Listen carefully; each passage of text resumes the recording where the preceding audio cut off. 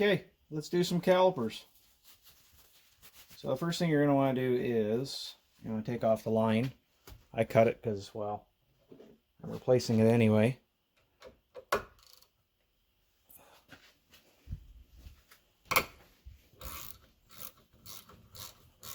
going to take it.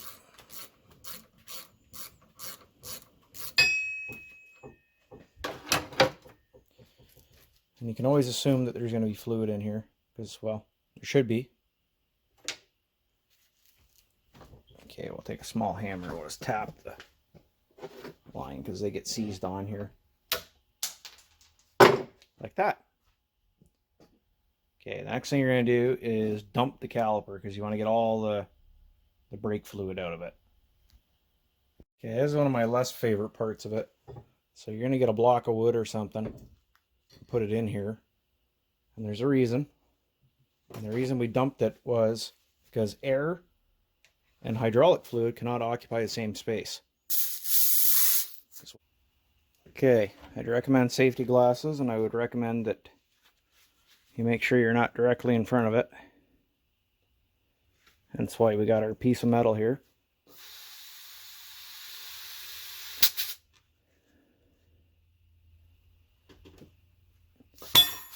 There you go. That's it out. Okay, so I wanted to illustrate what happens without the bar in there, or without something in there. Now this side's not as seized as the other side was. I got the other side to pop out. It just took a lot more air pressure. So I'm wearing hearing protection and eye protection, of course. And I would severely suggest that if you're going to do this, you do as well.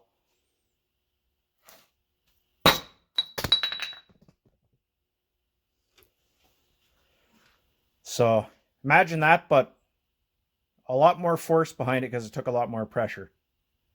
Okay, so I already have this one in the vise, so it's just easier. So there's two seals. There's an outer seal, which they're usually pretty hard to get out of here because of the rust. And then there's an inner seal. And this seal right here is what actually seals the caliper piston.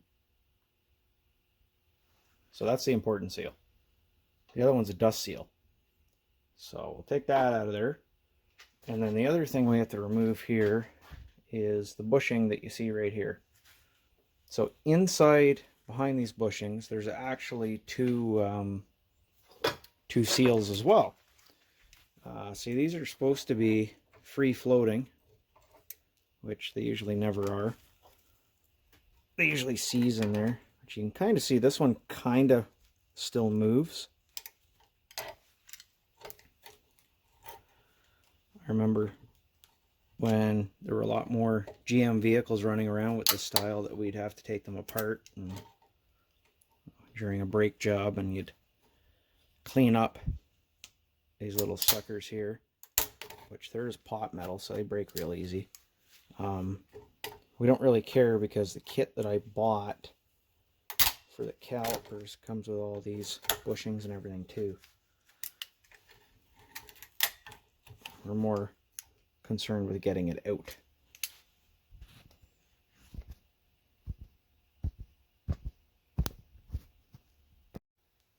So with the bushing out of there, you'll see right here, if I can get it to come out, there is a seal. Right? So there's two of those, obviously. There's one in the other end here, which we can go ahead and get it out of there too.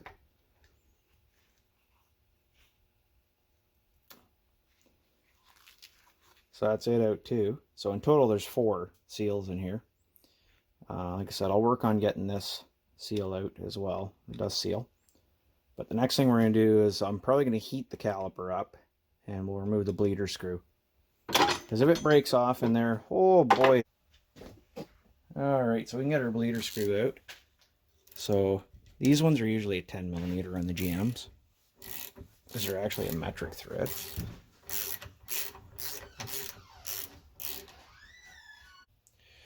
So with those out, that is this caliper pretty much disassembled. I got got our bleeder out, got our line off. We got almost all of the seals out. Like I said, I'll take this one out here in a second. I'll have to dig at it probably to get it out of there. So we can go ahead and get the sandblasted. That'll be the next step. Okay, so got the caliper back. I got one of them so far from being blasted. Right, so it's been blasted, and I threw a coat of primer on it and gave it a coat of paint. Just so it'll hold up hopefully a little better. So two of the things we're going to do is we're going to get in here and we're going to hone out where our piston goes, and then we're also going to clean this groove out. So to hone it, you can buy these hones, right? I already had this one kicking around, to be honest, though. And what we're going to do is we're going to go all the way in, right? We're just going to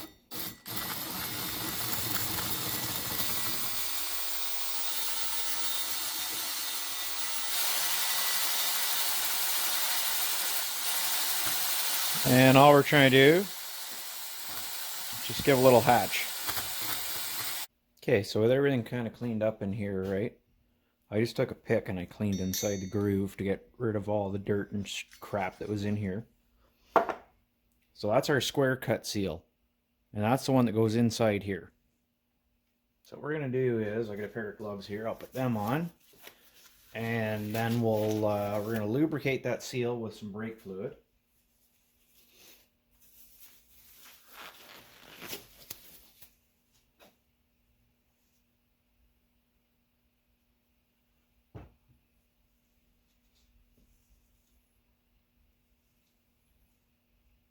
Now, the reason you're going to lubricate it is not for the installation of it, but is for the installation of the piston, which will be the next thing you do.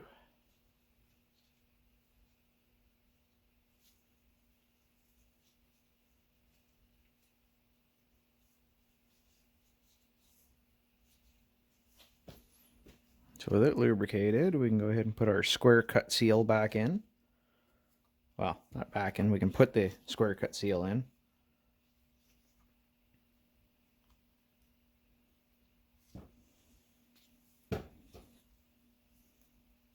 Keep in mind that brake fluid will eat paint. So if you did paint your calipers, that's something to think about.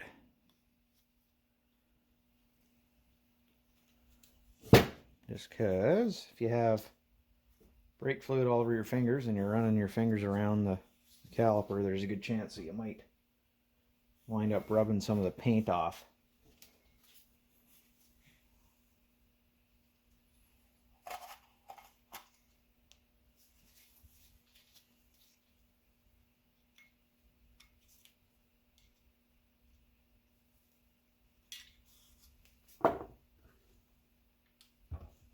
Okay, so there's our seal installed.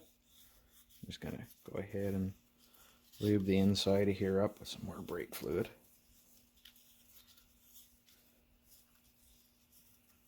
There we go.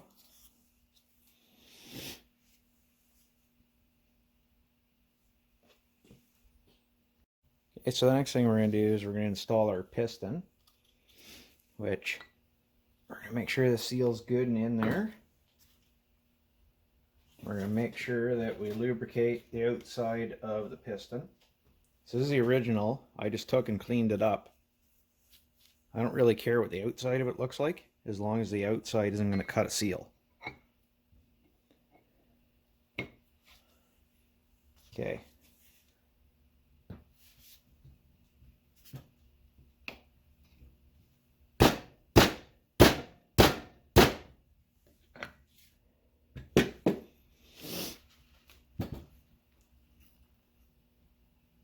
This part sucks. The easiest way is to actually use a C-clamp.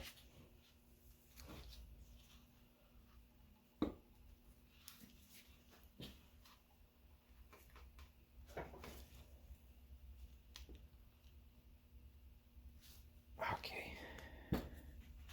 Now that I got it that far, I should be able to get a C-clamp on there.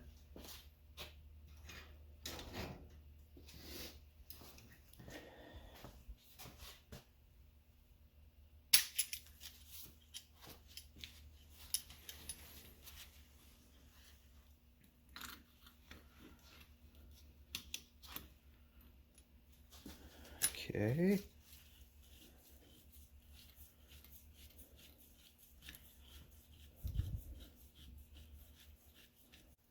Okay, so now we can go ahead and get ready to install our piston here. So what I usually use is a synthetic grease. Now,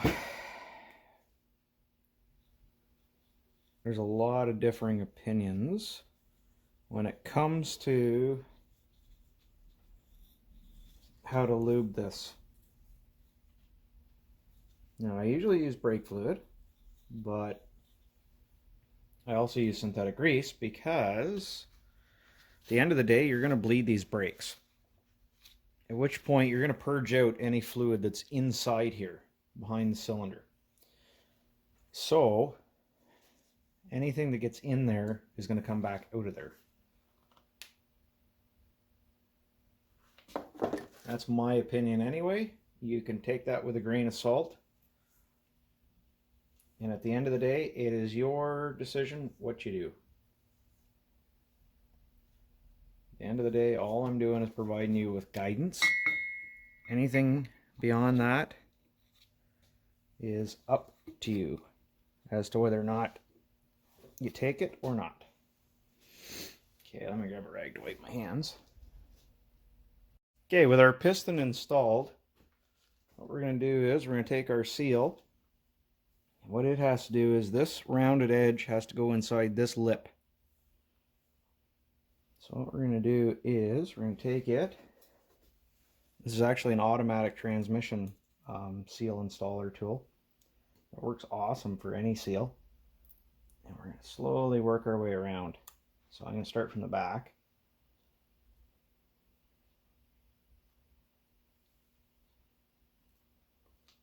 And I'm just going to kind of come around this way.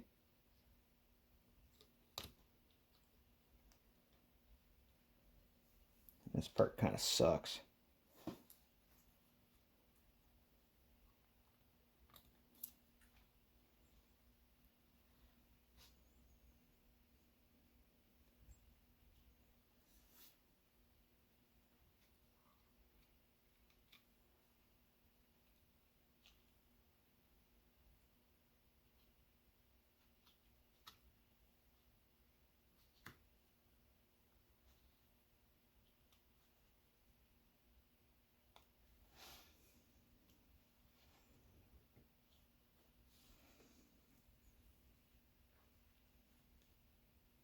Okay, with the seal installed, that's what we're looking at. So we're taking, we pop this outer section down into the recess, and that gives us our lip seal. So next thing we're going to do is we're going to replace the seals that go inside all the ears. Right?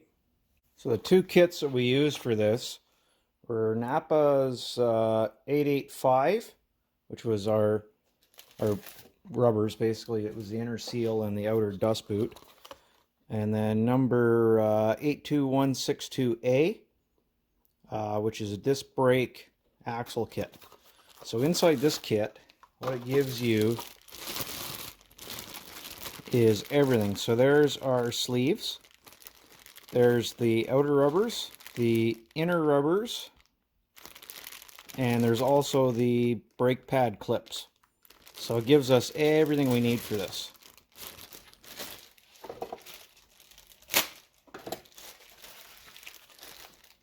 Now I shopped around and Napa was the cheapest for me to get the parts through anyway. So what we're going to do is we have our outer rubbers, right? Hopefully you can see that okay.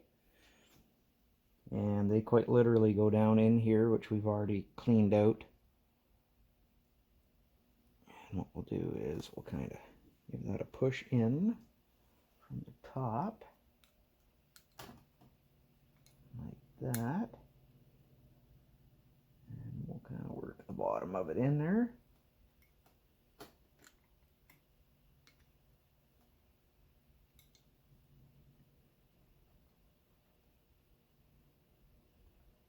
And that should be our new seal installed.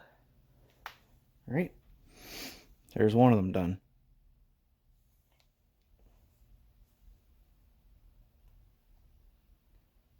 So what we're going to do is, I'll do the other one here in a second, but I'm going to show you, we'll do the outer first before I do that. This is our outer seal. And it comes down in here.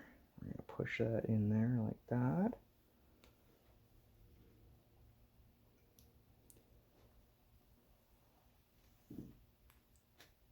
Okay.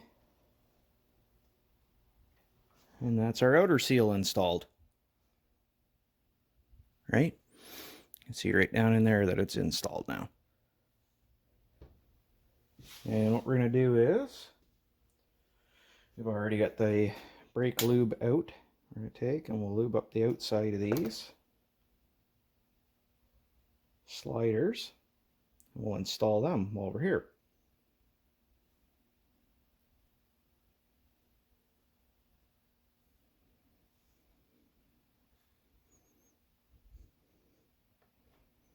There we go. That now gives us our sliding portion of our sliding caliper. Okay, so once you get to that point, congratulations, you have rebuilt your caliper. Right? Now the other thing I did already was I put a brand new bleeder screw in it. When I did Dad's Camaro, I had to buy bleeder screws. So when I did, I didn't realize what I had ended up buying was a package of 20. So I have no shortage of General Motors bleeder screws, and they're all the same. So the pins for the calipers, that's your kit number 82205W. And what it provides you is your 2 caliper bolts.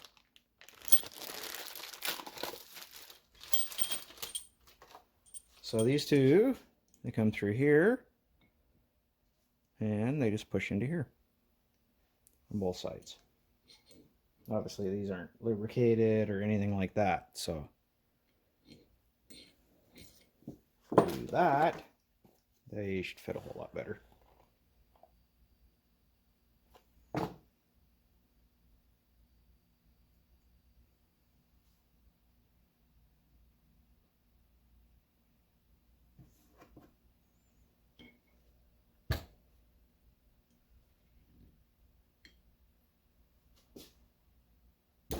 Like that. Here's one. There's the other. So that's how they would sit in there. So you get your sliding collar.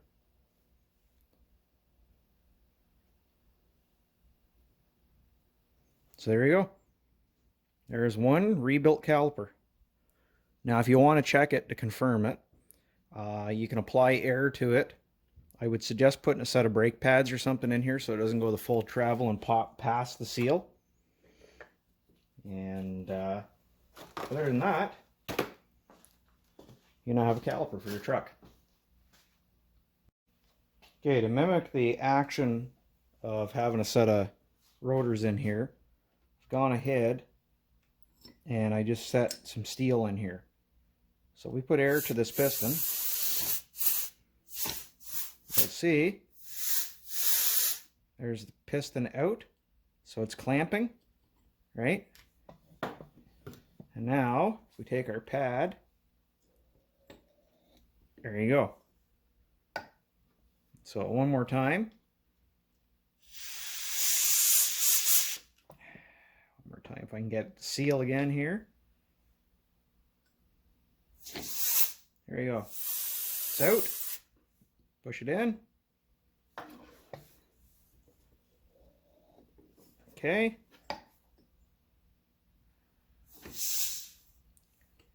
And now you know that you have a good caliper.